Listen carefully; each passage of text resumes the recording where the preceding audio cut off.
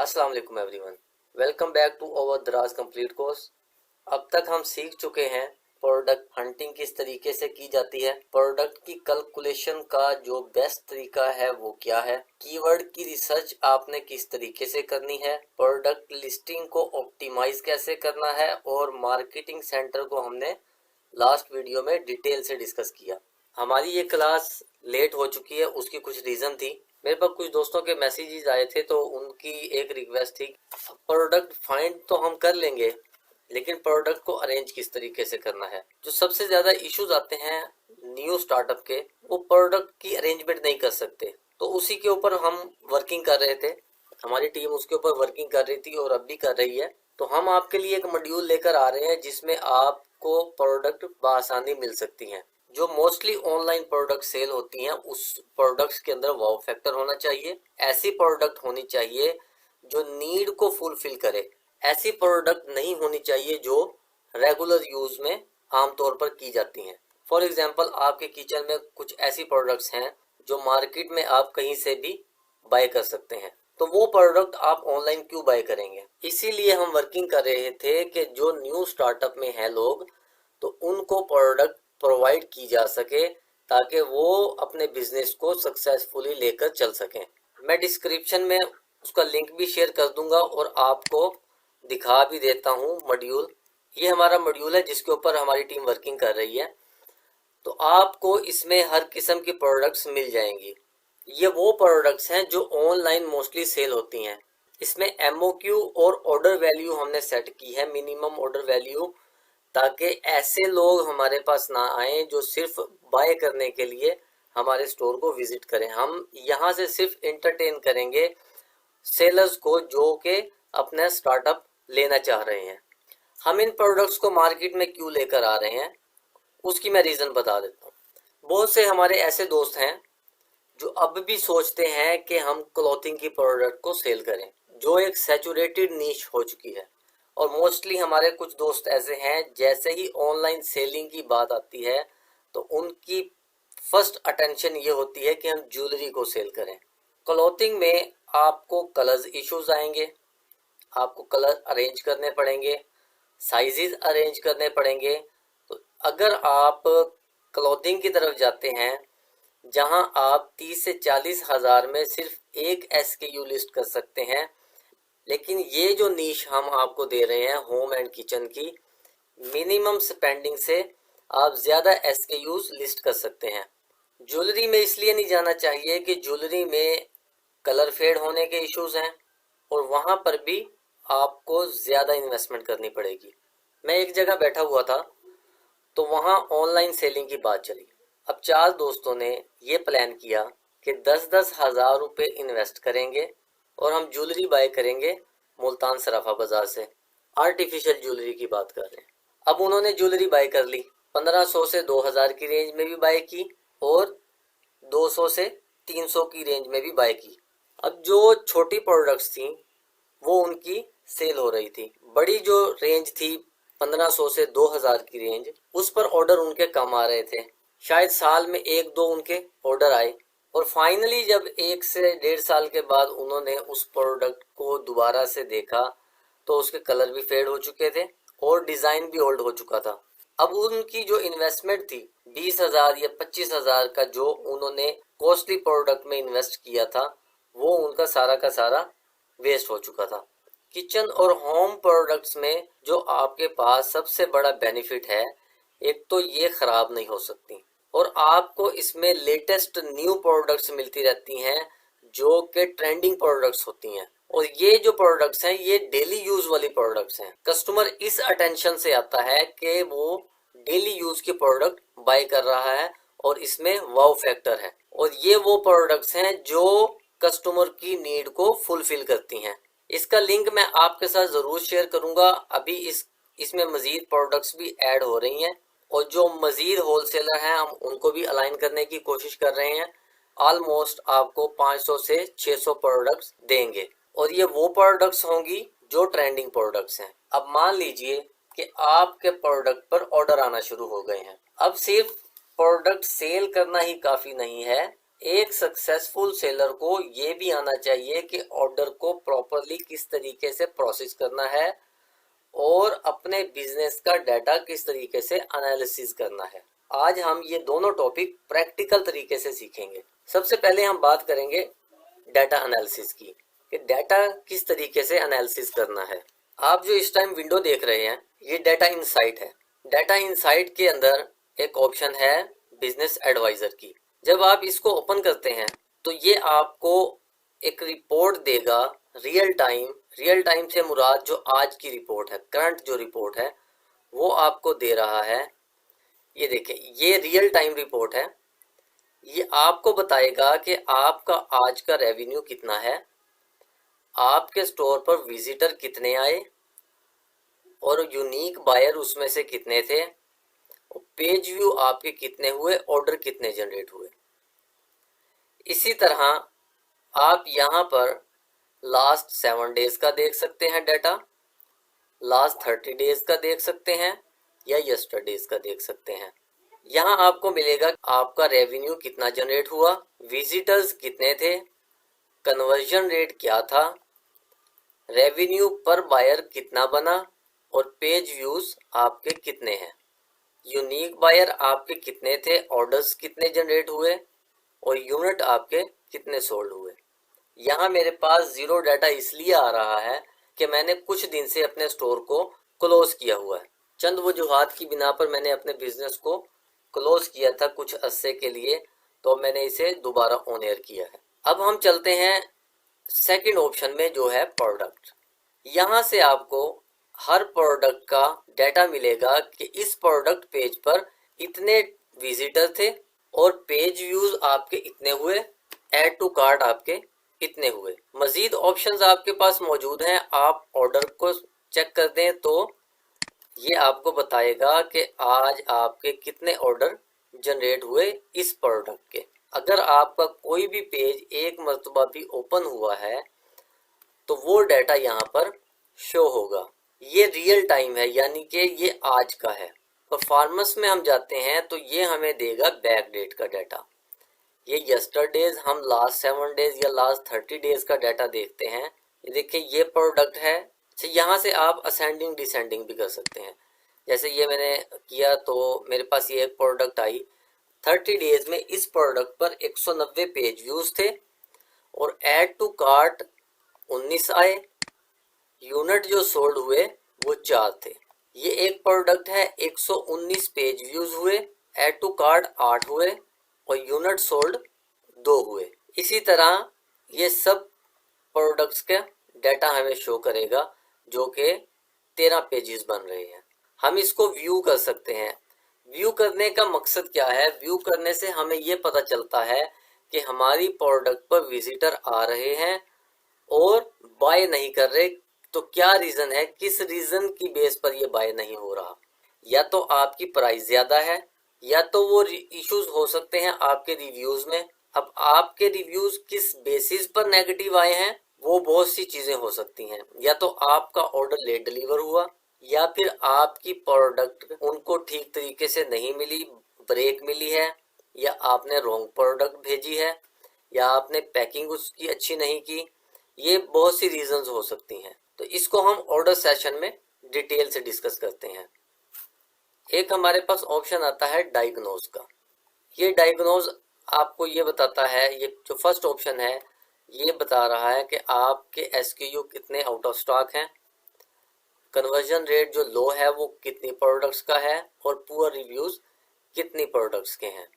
अब ये देखिए ऊपर जो थर्ड ऑप्शन है आपके पास प्रमोशन की, ये आपको बताएगा कि जिस प्रीवियस कैंपेन्स में आपने पार्टिसिपेशन की थी उसमें पेज व्यूज आपके कितने थे और आपने कितना रेवेन्यू जनरेट किया। ये ऊपर मजीद ऑप्शंस हैं, जब आप इन्हें चेक मार्क करेंगे तो वो भी डाटा आपके सामने डिटेल से शो होगा। जैसे मैंने बताया कि कुछ अरसे से मेरा ये स्टोर क्लोज था, इसलिए इस पर बहुत अरसे से वर्किंग नहीं हो रही। तो अभी मैंने रिसेंटली स्टार्ट किया है, तो अब मैं दोबारा इस पर वर्किंग स्टार्ट कर रहा हूँ। तो ये बिजनेस एडवाइजर को हमने देख लिया और समझ लिया। उम्मीद है आपको इसमें समझ आ चुकी होगी। फिर भी अगर कोई इश्यूज हो तो आपने कमेंट सेक्शन में मुझसे उन चीज़ों के बारे में डिस्कस ज़रूर करना है। सेकंड ऑप्शन हम देखते हैं अकाउंट हेल्थ।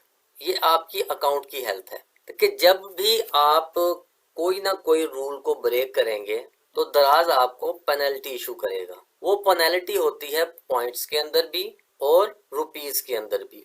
अभी जो रिसेंटली 1 जुलाई से दराज ने न्यू रूल लागू किया है वो ये है कि अगर आप रॉन्ग प्रोडक्ट भेजते हैं, आपकी जो प्राइस होगी प्रोडक्ट की उसका 30% आपके पे आउट से कट हो जाएगा। ये जो मैट्रिक्स है, ये मैट्रिक्स आपको बता रहे हैं कि जो आपका फास्ट फुलफिलमेंट रेट था वो कितना था और कितना होना चाहिए। मेरी शॉप का 90% 91% स्कोर था और जो रेकमेंड करता है दराज वो कहता है कि 85% आपका मिनिमम होना चाहिए, जो कि मेरा है गुड स्टेटस में। कैंसलेशन रेट जो मेरी तरफ से कैंसलेशन रेट था वो 0 था, लेकिन दराज रेकमेंड करता है कि आप 1% तक कर सकते हैं, यानी 1% तक आपका कैंसलेशन रेट होना चाहिए या फिर इससे नीचे होना चाहिए। तो मेरा 0 था, तो इस कंडीशन में मेरे पास गुड स्टेटस है। शिपमेंट ऑन टाइम मैं 100% ऑन टाइम दे रहा हूँ और दराज कहता है कि आपका 90% तक समझ आता है। तो मैं यहाँ पर 100% जो शिपमेंट है ऑन टाइम दे रहा हूँ, तो ये भी मेरा गुड स्टेटस काउंट होगा। जो सेलर रेटिंग थी लास्ट 90 डेज की वो है मेरी करंटली 80% और दराज कहता है कि आपका 85% से ऊपर होना चाहिए, इसको हमें इम्प्रूव करना चाहिए। पुअर क्वालिटी रेट था हमारा 4.4, लेकिन दराज कहता है कि आपको 4.7 से 5 रखना चाहिए, तो इसको भी हमें इम्प्रूव करने की ज़रूरत है। सेलर फॉल्ट रिटर्न रेट मेरा 0 है और दराज कहता है कि 1% से कम होना चाहिए। और जो 10 मिनट के अंदर रिस्पॉन्स रेट है हमारा वो है मेरा 0% और दराज की जो गाइडलाइन है वो है 90% की। ये मेरा बिल्कुल पुअर है। अब इसके अंदर जो रिस्की चीज़ें हैं, वैसे तो ये सारी चीज़ें काउंट होती हैं, लेकिन जो सबसे ज़्यादा डेंजरस हैं वो है आपका क्वालिटी रेट और रिटर्न रेट। यहाँ से आपकी ये जो चंद चीज़ें हैं ये आपके की मैट्रिक्स हैं। गालबन हमने सेकंड क्लास में ये डिस्कस किया था कि हम कौन कौन सी प्रोडक्ट को दराज पर सेल नहीं कर सकते। अगर हम फिर भी उन प्रोडक्ट्स को सेल करते हैं तो दराज हमें एक पेनल्टी इशू करता है पॉइंट्स की सूरत में, जिसकी नोटिफिकेशन आपको इस सेक्शन में ऑन गोइंग पेनल्टीज में रिसीव होगी। उस नॉन कंप्लायंस पॉइंट का मकसद क्या है? अभी मेरा है 0%, मैंने कोई भी इस किस्म की पॉलिसी को वायलेट नहीं किया जिसमें दराज ने हमें मना किया हुआ है, इसलिए मेरा ये 0% है। अब सम टाइम दराज आपको 4 पॉइंट पेनल्टी करेगा, कुछ चीजें होती हैं जिसमें 12 पॉइंट भी कर सकता है, 24 पॉइंट भी कर सकता है। ये दराज की स्वाबदीद है। दराज ने बहुत सारी चीज़ों में हमें ऑलरेडी बता दिया है कि अगर आप ये रूल फॉलो नहीं करेंगे तो आपको इतने पॉइंट पेनल्टी पड़ेगी। अगर ये हमारा पॉइंट 48 पर पहुंच जाता है तो हमारा स्टोर परमानेंट डीएक्टिव हो जाएगा। ये देखें गाइस, ये देख रहे हैं आप, मैं 12 पॉइंट पर लेकर जाता हूँ। अगर मैंने मेरी पेनल्टी 4 पॉइंट करके 12 पर पहुंच गई है तो ये कहता है कि you will experience listing restriction and your access to sponsored discovery will be suspend for 7 days. अगर मेरा पॉइंट्स 12 पर आ जाता है तो मेरा अकाउंट 7 दिन के लिए सस्पेंड हो जाएगा, फिर 8वें दिन मुझे ईमेल करनी पड़ेगी तो मेरा अकाउंट दोबारा से एक्टिवेट होगा। अगर मेरी पेनल्टी पहुंच जाती है 24 पॉइंट पर तो फिर मेरा अकाउंट 14 दिन के लिए सस्पेंड हो जाएगा। अगर मैं 36 पर चला जाता हूं तो फिर मेरा अकाउंट 21 दिन के लिए ऑफलाइन हो जाएगा, नहीं ना तो मेरी प्रोडक्ट शो होगी ना मेरा अकाउंट शो होगा। अगर ये स्कोर पहुंच जाता है 48 पर फिर मेरा अकाउंट परमानेंट डीएक्टिव कर दिया जाएगा, जो कि दोबारा रिकवर नहीं हो सकता। तो इसलिए मैंने आपको सेकंड क्लास में भी बताया था कि ये जो रूल्स हैं ये हमें लाजमी फॉलो करने हैं। मोस्टली ये जो पॉइंट्स हमें इश्यूज होते हैं ये पॉइंट्स होते हैं उन रूल्स पर जिन रूल का मैंने आपसे सेकंड क्लास में डिस्कस किया था। अगर आपने सेकंड क्लास को डिटेल से नहीं देखा तो आप उसे जरूर देखिएगा। उसमें हमने डिटेल से एक एक चीज को डिस्कस किया था कि किन किन प्रोडक्ट्स को हम दराज पर सेल नहीं कर सकते। जो की मैट्रिक्स थे जो हमने सर्विसेज स्टैंडर्ड के डिस्कस किए थे, अगर हमारी इन रेंजेस के अंदर seller rating, poor quality rating, seller fault return rate और ये चैट रिस्पॉन्स है, अगर हमारा ये चला जाता है पुअर में, तो इससे सिर्फ हमें ये होगा कि हमारा अकाउंट कुछ दिन के लिए डीएक्टिव हो सकता है, या हमारी ऑर्डर रेशो जो हमारी पर डे ऑर्डर है वो वैल्यू कम हो सकती है। अभी आप ये देख सकते हैं कि मेरे पास है 10,000 पर डे ऑर्डर लिमिट। अगर मैं इन चीज़ों को फॉलो नहीं करता तो ये मेरी ऑर्डर वैल्यू कम होती रहेंगी आहिस्ता आहिस्ता, और अगर मैं फिर भी नहीं फॉलो करता तो मेरा अकाउंट कुछ दिन के लिए डीएक्टिव हो सकता है, जो कि बाद में ऑन एयर हो जाएगा। लेकिन ये जो नॉन कंप्लायंस पॉइंट था, इसका ताल्लुक है उन रूल्स से जो हमने सेकंड क्लास में डिस्कस किए थे। इसलिए मैंने आपको स्टार्टिंग में बता दिया था कि हमने इन प्रोडक्ट्स पर काम नहीं करना। अब हम चलते हैं ऑर्डर प्रोसेस की तरफ, कि ऑर्डर को आपने किस तरीके से प्रोसेस करना है। जब भी हमें कस्टमर कोई ऑर्डर प्लेस करेगा तो वो आएगा टू शिप में।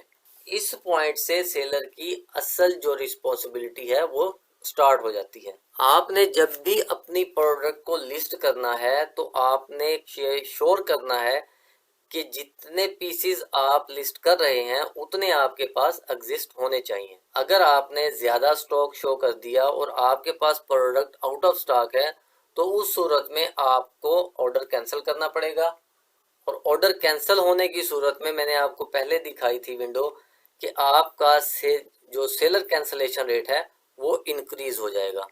और जैसे ही आपको ऑर्डर रिसीव होगा आपने वो ऑर्डर 24 आवर्स में लाजमी शिप करवाना है। बहुत सारे सिटीज में दराज के हब ऑपरेटेड हैं।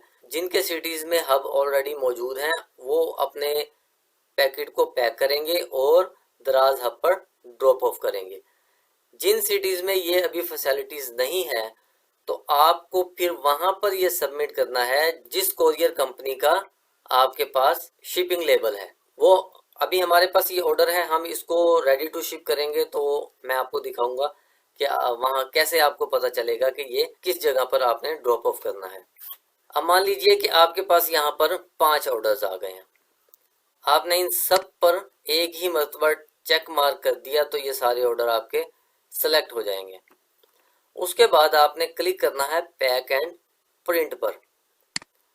इधर आपने क्लिक किया और आप करेंगे प्रीपेयर पैकेज। जैसे ही आपने क्लिक किया तो ये आपका सेकंड ऑप्शन में ऑर्डर चले जाएंगे।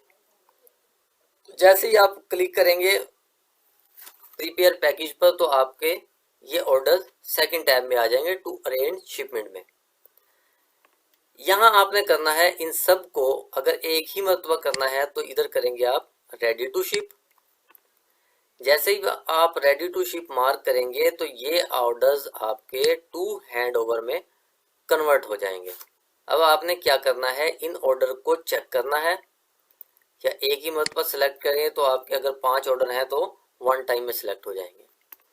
यहाँ से आपने करना है प्रिंट ABW, इस पर क्लिक करेंगे, आपके पास एक न्यू विंडो ओपन होगी। ये देखें गाइस, ये आप देख रहे हैं यहाँ लिखा हुआ दराज।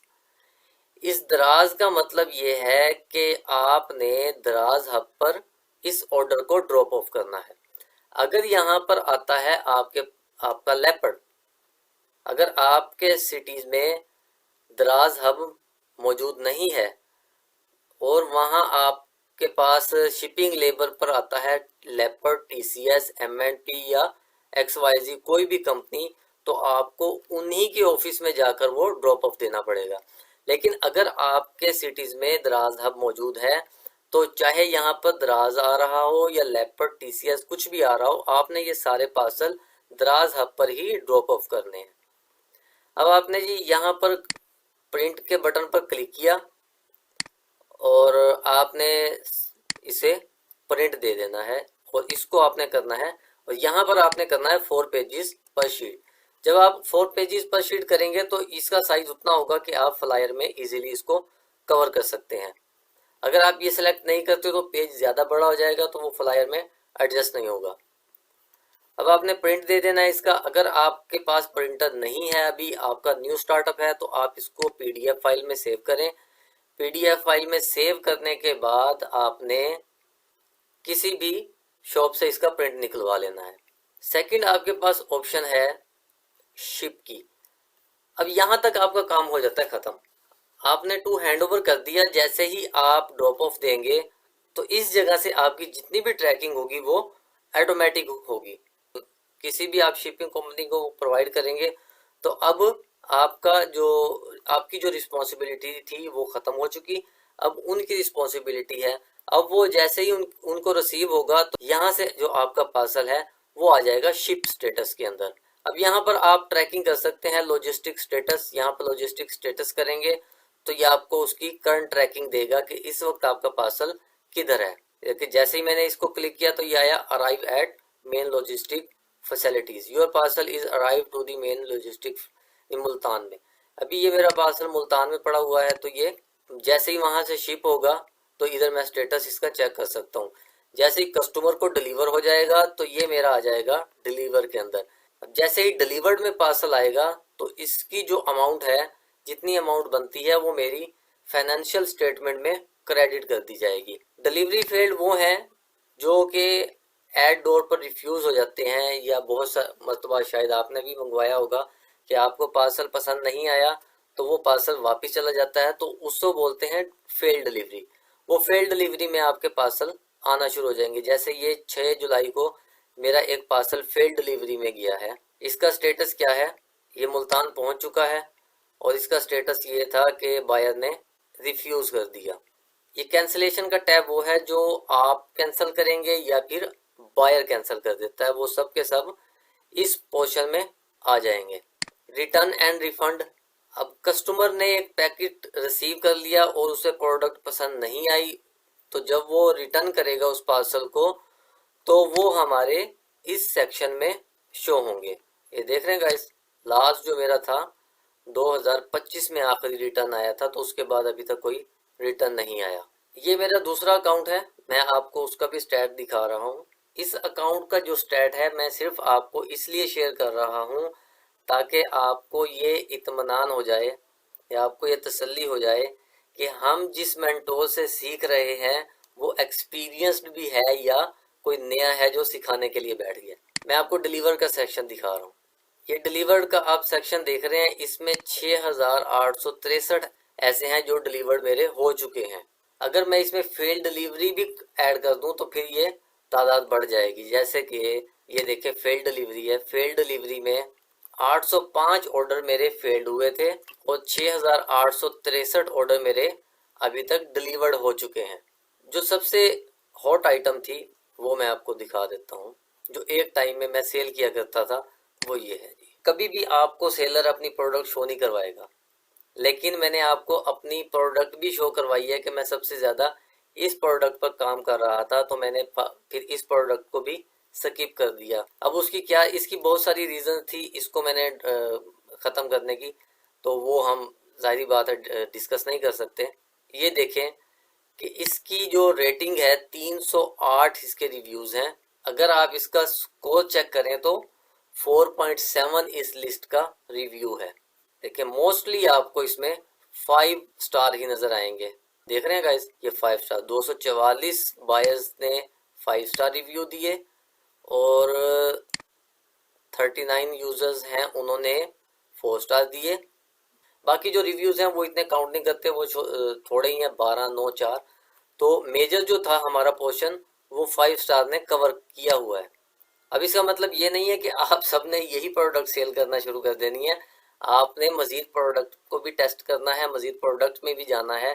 सिर्फ आपने इस प्रोडक्ट पर काम नहीं स्टार्ट कर देना अभी से। एक और प्रोडक्ट है वो भी मैं आपको दिखा देता हूँ। तकरीबन 1 साल मैंने इस प्रोडक्ट को सेल नहीं किया था, उसके बाद मैंने अभी रिसेंटली इसका स्टॉक परचेज किया है और इसे दोबारा से लिस्ट किया है। तो इसके रिव्यूज़ आप देख लें,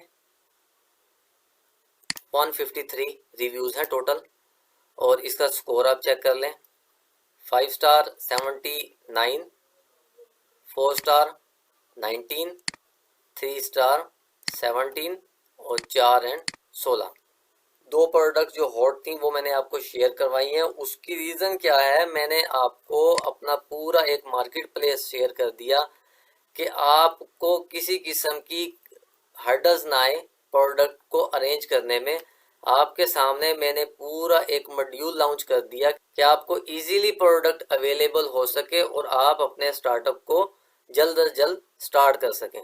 अब कुछ जो मेजर इसमें आपने ख्याल रखना है चीज़ों का, आपने ऑर्डर टाइमली डिस्पैच करने हैं, ऑर्डर को डिले नहीं करना।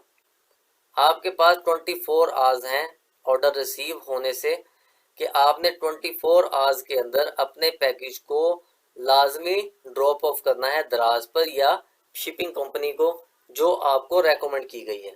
और जो आप पैकेजिंग करेंगे उसमें आपने ये ख्याल करना है कि आपकी जो पैकेजिंग है स्ट्रॉन्ग होनी चाहिए, बबल रैप होना चाहिए अगर तो रिक्वायर्ड है, और फ्लायर के अंदर पैक होना चाहिए। उससे क्या होगा कि यूज़र का एक्सपीरियंस इंप्रूव होगा और वो आपको अच्छा रिव्यूज देगा।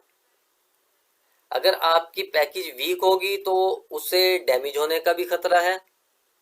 उस जब कस्टमर को आपकी प्रोडक्ट डैमेज मिलेगी तो वो आपको रिव्यूज नेगेटिव में देगा। अब जब वो ऑर्डर कंप्लीट हो जाता है तो आपने फिर रिव्यू का वेट करना है। अगर हो सके तो आप बायर के साथ कनेक्ट करें चैट पर और उनसे आप डिस्कस करें और पता करें कि आपको प्रोडक्ट अच्छी लगी तो उसे आप रिक्वेस्ट करें कि आप रिव्यू ज़रूर दें। अगर आपके रिव्यूज़ अच्छे होंगे तो आपकी रैंकिंग भी बेटर होगी और उससे सेल भी ज़्यादा जनरेट होगी। ये रिव्यूज़ का पोर्शन है तो इसको भी आप एक मतलब समझ लें। जैसे ही कस्टमर आपका रिव्यू करेगा आपको इस पोर्शन में रिव्यूज़ शो होंगे और आपने इसको देखना है कि ये रिव्यू नेगेटिव है या पॉजिटिव है। अगर नेगेटिव है तो आपने कस्टमर से पूछना है कि हो सकता है कि उसे कोई चीज़ समझ में ना आई हो जिसकी वजह से उसने नेगेटिव रिव्यू दे दिया हो।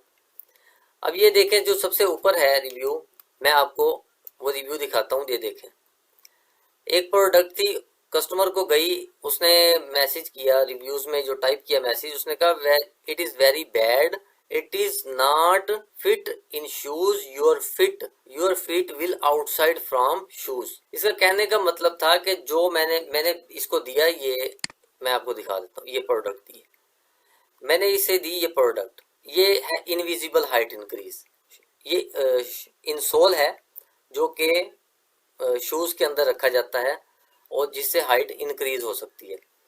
अब वो कहता है कि ये प्रोडक्ट गंदी है क्योंकि ये मेरे शूज़ में फिट नहीं हो रही। तो मैंने उसे रिप्लाई किया, अच्छा आपने जो रिप्लाई करना है वो इस तरीके से करना है ताकि कस्टमर को बुरा भी ना लगे और कस्टमर को वो चीज़ अंडरस्टैंड भी हो सके। मैंने उन्हें रिप्लाई किया कि सर आपको जो प्रोडक्ट रिसीव हुई थी वो थी फुल साइज की, ये जो आता है इंसोल ये आता है फुल साइज का, यानी 12 नंबर साइज का। अब आपने क्या करना है, आपने इसको फ्रंट वाली साइड से कट करना है और जो आपकी रिक्वायरमेंट है उसके मुताबिक आपने इसको एडजस्ट करके अपने शूज में फिट कर देना है। ठीक है जी, ये मैंने उसे रिप्लाई किया और उसके बदले में मुझे क्या मिला, उसने मुझे उसके बदले में सारे के सारे 5 स्टार रिव्यूज कर दिए।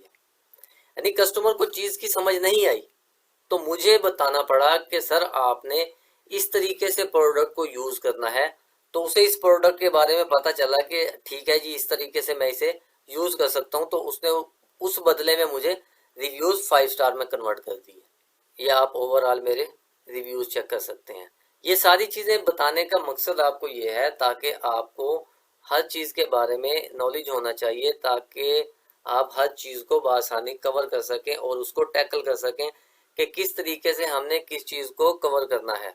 मैं उम्मीद करता हूं कि आपको ये क्लास भी जरूर पसंद आई होगी और जो हमारे न्यू विजिटर्स हैं तो उनसे मैं रिक्वेस्ट करूंगा कि आप लास्ट के जो 5 सेशन हैं वो जरूर देखिएगा। उसमें हमने डिटेल से हर चीज को डिस्कस किया है। जब तक आप पूरी क्लासेस को स्टेप बाय स्टेप नहीं देखेंगे तो आपको किसी भी चीज की प्रॉपर समझ नहीं आएगी और आप हर चीज में कहीं ना कहीं इशू फील करेंगे। अब मिलेंगे हम नेक्स्ट क्लास में और उसमें डिस्कस करेंगे कि पेड कैंपेन को हमने दराज पर किस तरीके से रन करना है और किस किस टाइप की कैंपेन चलाई जाती हैं। तब तक अपना ख्याल रखिएगा और चैनल को ज़रूर सब्सक्राइब कीजिएगा, वीडियो को शेयर भी कीजिएगा और लाइक भी कीजिएगा। तो मिलते हैं इंशाल्लाह ताला नेक्स्ट क्लास में। अल्लाह हाफिज़।